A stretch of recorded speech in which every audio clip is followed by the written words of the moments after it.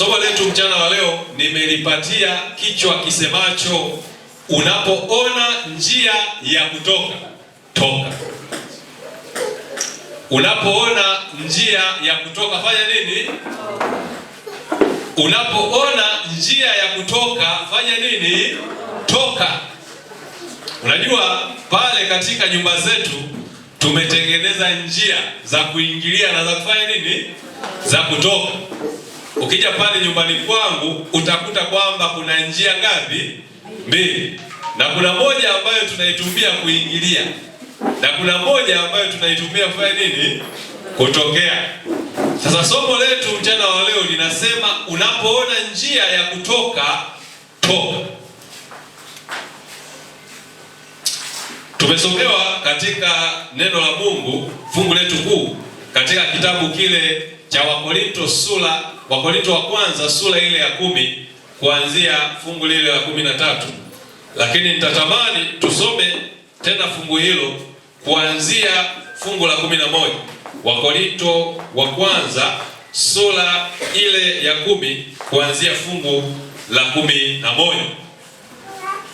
Wakorinto wa kwanza sura ya 10 kuanzia fungu la 11. Kama umefika sema amina. Neno la Mungu linasema, basi mambo hayo yaliwapata wao kwa jinsi ya nini? Ya mifano, yakaandikwa ili kutuonya sisi tuliofikiwa na miisho ya nini? Ya zamani. Hapa Mtume Paulo anamaanisha kwamba mambo yote yaliyoandikwa katika Biblia yaliandikwa kwa jinsi ya mifano, ili mimi na wewe leo tuweze kuelewa makusudi ya Mungu kwa ajili ya watu wa kipindi cha wakati huo na kwa ajili ya kipindi cha wakati wetu. Kwa hiyo neno la Mungu tunapolisoma limeandikwa kwa jinsi ya mifano, ili na wewe upate kujifunza kile haswa ambacho Mungu anatamani ujifunze kupitia fungu hilo. Kama umenielewa, punga mkono. Neno la Mungu linasema kwamba hayo yote, mambo hayo yaliwapata wao kwa jinsi ya nini? Ya mifano. Kwa hiyo unaposoma habari za Musa, unaposoma habari za Daudi, unaposoma habari za Danieli na wale marafiki zake watatu, unaposoma habari za mitume, yote yaliandikwa kwa jinsi ya nini? Ya mifano, na yaliandikwa ili kukuonya wewe na mimi siku hii ya leo. Bwana Yesu asifiwe. Neno la Mungu limeandikwa kwa ajili ya kutuonya pale tunapoenda kinyume na mapenzi ya Mungu. Kazi ya neno la Mungu ni kutuonya ili tusiende katika njia hiyo. Neno la Mungu limeandikwa ili kutuonyesha mahali ambapo tunapaswa kukanyaga ili kwamba tusijikwae.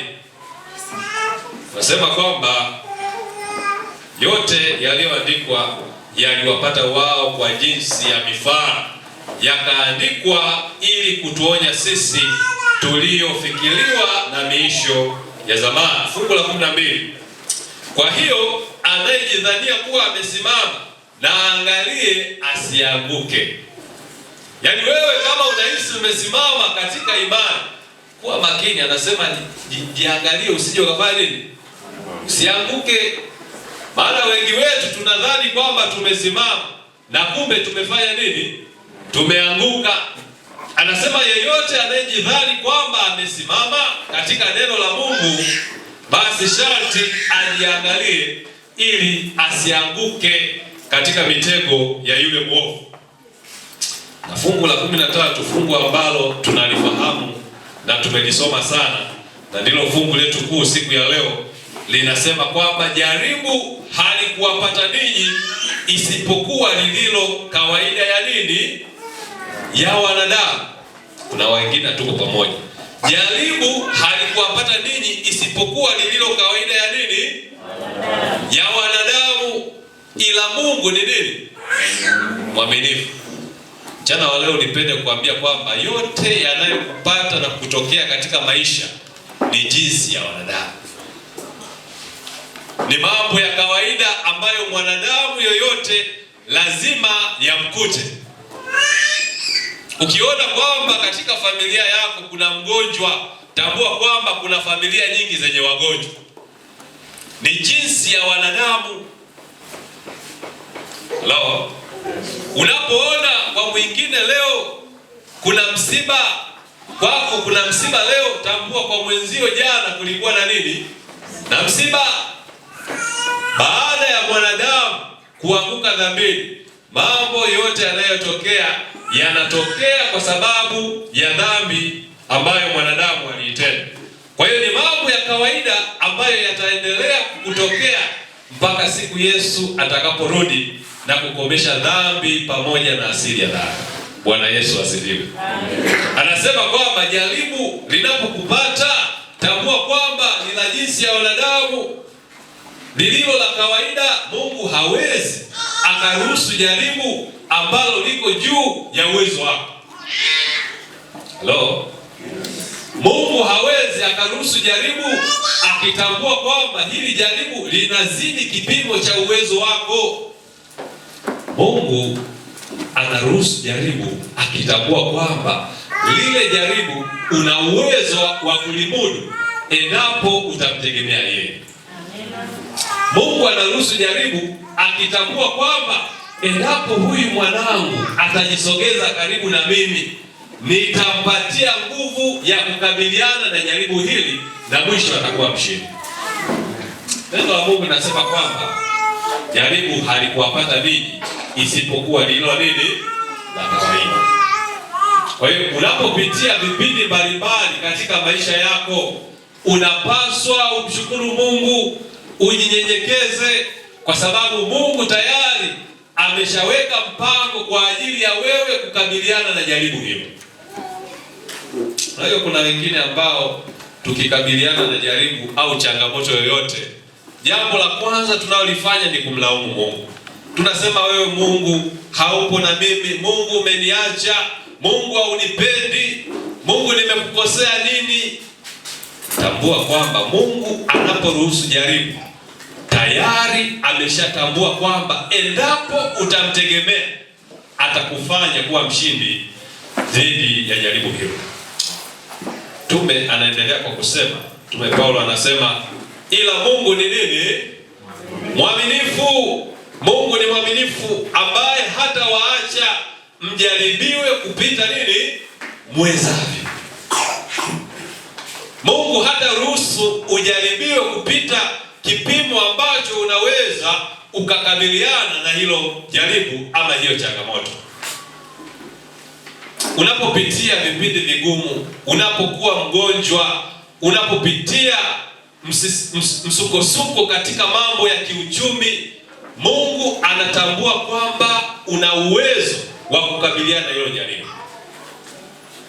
Hauna haja ya kumlaumu yeye, hauna haja ya kukata tamaa ya maisha, ya kusema kwamba maisha haya hayafai tena, kusema kwamba mimi maisha yangu hayana maana yoyote. Pendwa, mchana wa leo tambua kwamba Mungu tayari ameshaweka namna ya wewe kuweza kukabiliana na jaribu hilo. Anaendelea kwa kusema, lakini pamoja na lile nini? Hello? Yes. Lakini pamoja na lile nini? Jaribu. Pamoja na lile jaribu atafanya na mlango wa kufanya nini? Wa kutokea ili muweze kustahimili. Bwana Yesu asifiwe. Mungu anasema kwamba sawa, nimeruhusu jaribu hili likukute, lakini tayari Mungu ameshafanya mlango wa kufanya nini? Wa kutokea. Mungu wetu ni mwaminifu. Hawezi akaruhusu jaribu likukute katika maisha na huku hajatengeneza mpango wa wewe kuweza kupita katika ile jaribu. Tayari Mungu ameshatengeneza mlango.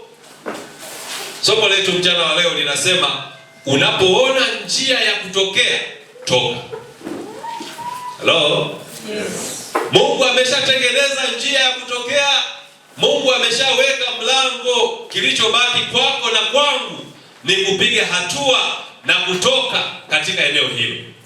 Bwana Yesu asifiwe. Mungu anahitaji tunapoiona njia ya kutokea, tusibaki hapo kujiuliza kwamba nisubiri, labda nitaambiwa nitoke. Unapoona mlango wa kutokea, unapaswa kutoka. Bwana Yesu asifiwe. Amen. Mchana wa leo nipende kuambia kwamba katika jaribu ambalo linakukabili katika maisha yako, tayari Mungu ameshafanya mlango wa kutokea.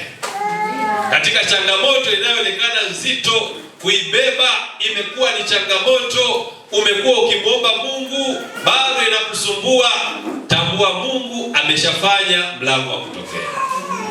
Anachohitaji kutoka kwako ni kupiga hatua na kutoka katika eneo hili. Tutaenda katika kitabu kile cha Waamuzi sura ya 16. Waamuzi sura ya 16, tunakutana na mtu mmoja ambaye aliwahi kuwa mwamuzi katika taifa la Israeli. Tufungue hapo kitabu cha Waamuzi sura ya 16, tutaanzia fungu lile la 7. Tutaanzia fungu lile la 6. Lakini wewe mwenyewe kwa wakati wako unaweza ukapitia kuanzia fungu la kwanza.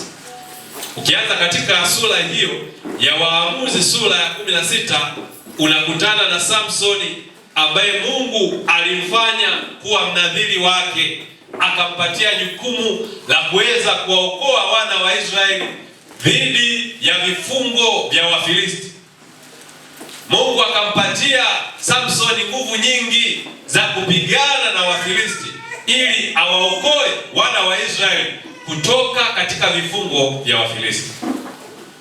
Na Samsoni toka akiwa mdogo, neno la Mungu linatuambia kwamba wembe haukuwahi kupita katika nini? Katika kichwa chake, hakuwahi kunyolewa nywele zake. Ni wangapi leo ambao toka wamezaliwa hawajawahi